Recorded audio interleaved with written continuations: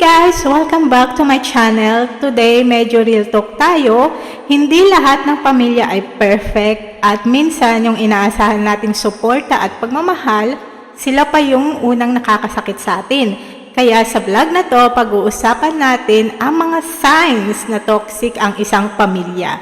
Yung mga red flags na minsan hindi natin agad napapansin kasi nasanay na tayo. Kung nakaka-relate ka, no, na hindi ka nag-iisa, let's talk about it!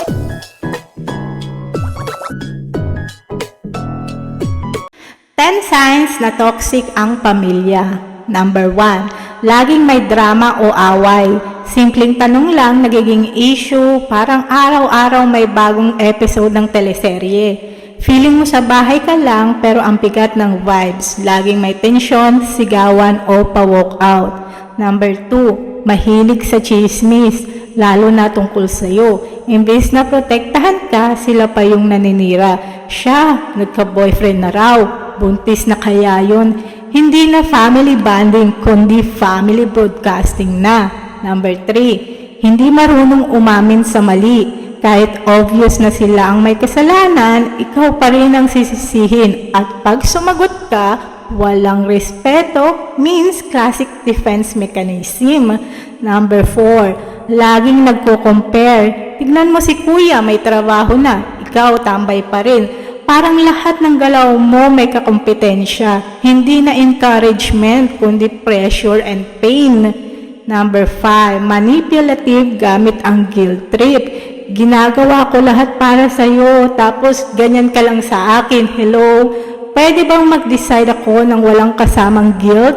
Love is not control. Number 6, conditional ang pagmamahal. Mabait lang sila kapag may kailangan. Kapag hindi mo na naibibigay gusto nila, biglang cold treatment. Parang subscription base ang love nila, may bayad. Number 7, hindi iniintindi ang feelings mo. Ang arte mo. Dati nga kami, mas grabe pa pinagdaanan. Hindi porket iba ang generation, invalid na ang nararamdaman mo. Number 8, laging ikaw ang mali, sila ang tama. Kahit mag-explain ka ng maayos, walang laban. Pagod ka na, sorry, hindi counted yan kasi mas pagod sila. Number 9, walang boundaries. I love life, pera, decisions, tipong lahat ng kilos mo, kailangan may go signal sila. Di ba pwedeng ako muna, buhay ko to.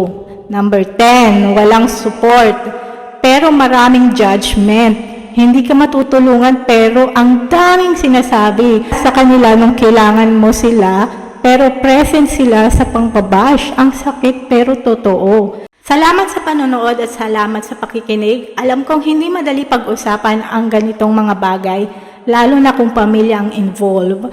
Pero tandaan mo, valid ang nararamdaman mo.